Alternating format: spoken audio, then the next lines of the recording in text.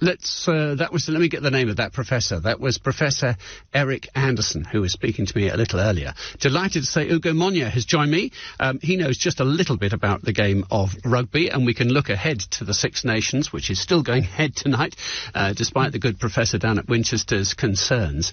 Ugo, I don't want to make light of this, because I know you as a player, you're a coach, you're a commentator now, a writer on the game of rugby, so you're still very much involved in it. And the game has changed very much in terms of how concerns for players' welfare, particularly around the head, it's changed almost beyond recognition, hasn't it, in recent times? It certainly has. The one thing that hasn't changed is player welfare and safety being paramount. The amount of investment, as well as reporting, data and science to back all those things up, would suggest that it is taken as an absolute priority. Is there a risk? Of course, but I think the benefits way outweigh the risk. And I think some of the headlines and some of the language which has been used actually quite reckless and slightly sensationalist, to be perfectly honest with you. To ban rugby as a sport for children, I think it's a poor suggestion. It truly is. Anyone that knows anything about rugby or works within it knows that contact is something which is graduated and in line with children and their behaviour as well as their maturity. So no child is given a ball age 6 and asked to complete a tackle or go into a scrum. That is something that is gradually built into the game. So the game does everything, of course, that it can do to protect kids from themselves and protect themselves and try and mitigate against risk. And at the moment, I remember being associated when my youngsters were going through school. They played touch rugby up until, 10 or 11 or something. I guess you could take that a bit later if you wanted to, but by the time you're a teenager, do you think you're ready to play contact sport? Yes, of course, in the same way. And there's a risk involved in everything. There's a risk involved in soft play. Some of these head acceleration events that happen to the head in rugby and some sports like football, all the rest of it, you also see in soft play. We should ban gymnastics and trampolining and everything. You can't fully insulate children and try and combat every sense of risk. And of course, I'm not comparing a combat sport or a contact sport against any, but the point is risk does it's there, it's prevalent in every walk of life. And I think the steps and the measures which are taking place, and you've already pointed out, there's so many different varieties of rugby, tag rugby, touch rugby too, which are options. No child is forced into contact sport in the same way they're not forced into having to swim or play hockey or anything else. I'm not saying there's risk involved with those, but the point is there's choices which every parent and every child are most definitely afforded. Was there ever a conversation when you were playing about moving towards, the Americans where they play football and the guys are all tanked up with protective shoulder pads and they wear helmets, for God's sake? Was that ever a development even muted for rugby union?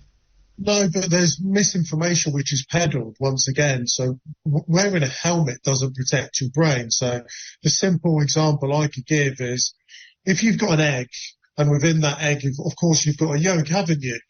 If you were to wrap that in bubble wrap, the yolk actually represents the brain. So if that egg was to be dropped onto the floor, that doesn't stop the yolk from rattling around in the inside. That's the thing which causes brain trauma. So there is a lot of misinformation and a lot of misunderstanding as to what you can do to protect the brain. But we are talking about a small percent of people. We often want to focus on the small percentage of injuries and risk rather than the 99.9% of people who don't ever have to suffer any of those bad injuries at all. So I'd rather put my focus on the positive impact of it.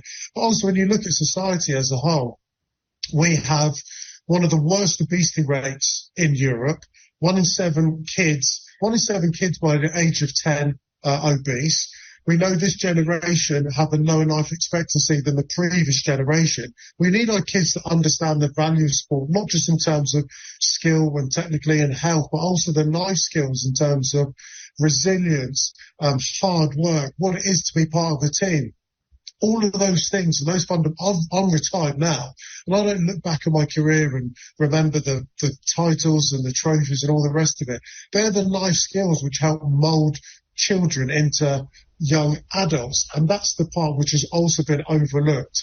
I think some of the language and some of the report which has been positioned on the day of the Six Nations quite quite obviously they're scaremongering, are sensationalists, and they're to create attraction, to get people to talk about these things where I'd rather focus on the beauty of the game whilst not ignoring some of the risk that are part of it. May I ask you quickly about that? I've only got a couple of minutes with you left. Let's talk about the beauty of the game. France-Ireland is an absolute peach of a fixture tonight. It could be the match of the tournament, Hugo. It could potentially. You've got two teams that have won the Grand Slam the last 2 years. France obviously hosted the Rugby World Cup as well. I was in Lyon actually just last week, and that's going to be geared up to be an amazing event. They're playing their games in Lyon, Marseille, as well as Lille. Over the last couple of weeks, myself and Jake Quickenden have been on a Greene King Guinness Six Nations tour, actually, checking out the cities. And the one thing I know, over the next several weeks, the rugby's going to be absolutely fantastic. Millions of people are going to be listening to it on the radio and the TV, and there'll be hundreds of thousands packed in the stadiums. And that, for me, is a wonderful illustration of the health check of our sport. Right. Can England rain on France's parade? In fact, every other team. Can they really come good? Because it's pretty much a new lineup in many of the key areas for tomorrow. Yeah, 5 new debutants, the most that we've seen since 2012.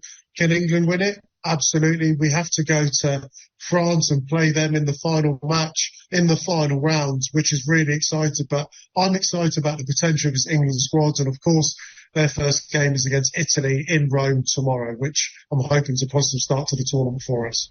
Indeed so. Well, I'll certainly be watching. Hugo, thank you for actually just spending a few minutes with us. Appreciate it.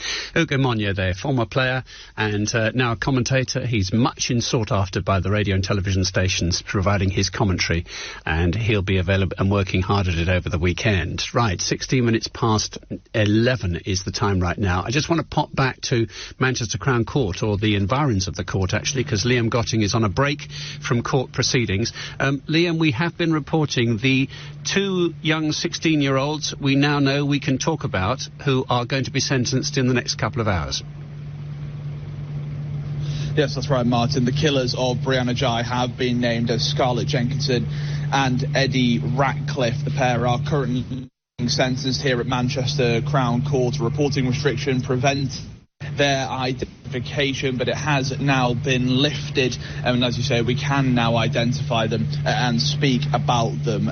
In the last hour or so, we've had the victim impact statements read in court. First of all, Peter Spooner, who is Brianna Ghey's father, took to the witness stand to read his victim impact statement, started by saying that it's impossible to put into words how the murder of his child has affected him. He said his world has been torn apart and that no time in prison will be enough for Brianna's murderers, who he described as... He added that he'll never come to terms with the loss of Brianna and that it's hard to move forward when he knows he'll never see her again. A statement was then read on behalf of Brianna's murder by the prosecution. Oh, I'm sorry. That nobody could have predicted that the situation that Brianna found herself in was a dangerous one.